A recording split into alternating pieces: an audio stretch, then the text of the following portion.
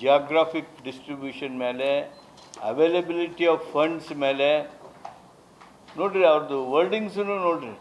Further decision regarding inclusion of the project depends on available funds. ಅಂದರೆ ಬಯಲು ಸೀಮೆಗೆ ನೀರು ಕೊಡ್ತೀವಿ ಅನ್ನುವಂಥ ಆ ನಮ್ಮ ಕರ್ನಾಟಕದ ಆ ಪ್ರಯತ್ನಕ್ಕೆ ಸಂಪೂರ್ಣ ಕಲ್ಲು ಹಾಕೋದು, ನೀರು ತಣ್ಣೀರು ಹಾಕ್ದಂಗೆ ಇವತ್ತು 5300 ಕೋಟಿ ರೂಪಾಯಿ ಕೊಡ್ತೀನಿ ಅಂದಿರ್ತಕ್ಕಂಥದ್ದನ್ನು ಈಗ ಒಂದು ರೀತಿ ಅಲ್ಲಗಳೆದಿರ್ತಕ್ಕಂಥದ್ದು. ಇದು ಕರ್ನಾಟಕಕ್ಕೆ ಮಾಡಿರ್ತಕ್ಕಂಥ ಘೋರ ಅನ್ಯಾಯ. ಮಾದಾಯಿಯೊಳಗೂ ಅನ್ಯಾಯ ಮಾಡಿದರು, ಇಂಡೆಫಿನೆಟಾಗಿ ಮುಂದೆ ಹಾಕಿಬಿಟ್ರು. ಕೊಡುವಂಥ ತಾಂತ್ರಿಕ ಅಪ್ರೂವಲ್ನ ಒಪ್ಪಿಗೆಯನ್ನು ಕೊಡಲಿಲ್ಲ. ಅದನ್ನೇ ಗೋವಾದವ್ರದ್ದು ಪವರ್ ಲೈನ್ ಸಲುವಾಗಿ 435 ಎಕರೆ ಭೂಮಿ ಏನು ಬೇಕಾಗಿತ್ತು, ಅದನ್ನು ಅದ ಮೀಟಿಂಗ್ನಾಗ ಕ್ಲಿಯರ್ ಮಾಡ್ತಾರೆ.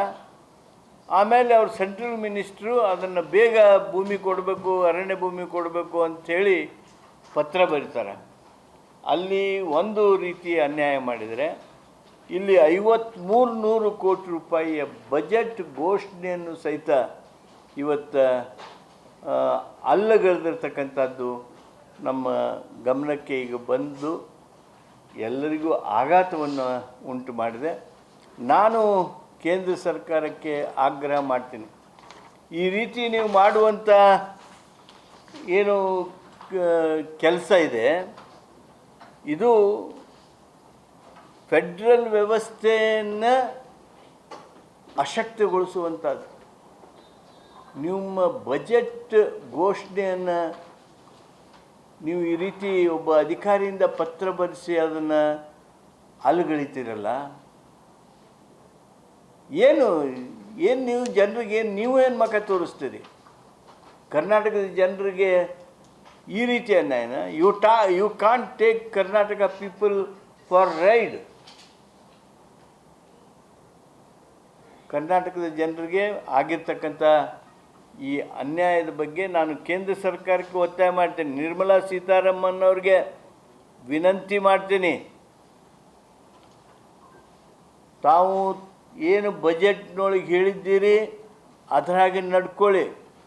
ನಮ್ಮ ಕರ್ನಾಟಕಕ್ಕೆ ನೀಡಬೇಕಾಗಿರ್ತಕ್ಕಂಥ 5300 ಕೋಟಿ ರೂಪಾಯಿಯನ್ನು ತಕ್ಷಣ ಬಿಡುಗಡೆ ಮಾಡಿ.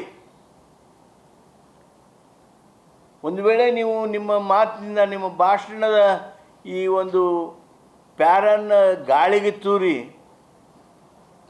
ನಿಮ್ಮ ಕಾರ್ಯದರ್ಶಿ ಬರೆದಿರ್ತಕ್ಕಂಥ, ನಿಮ್ಮ ಇರಿಗೇಷನ್ ಕಾರ್ಯದರ್ಶಿಗೆ ಬರೆದಿರ್ತಕ್ಕಂಥ ಮಾತು ಸತ್ಯ ಆದರೆ ಮುಂದೆ ನಿಮ್ಮ ಬಜೆಟ್ಗೂ ಎಳ್ಳಿನಷ್ಟು ಕಾಸು ಇದು ಬೆಲೆ ಇರೋದಿಲ್ಲ.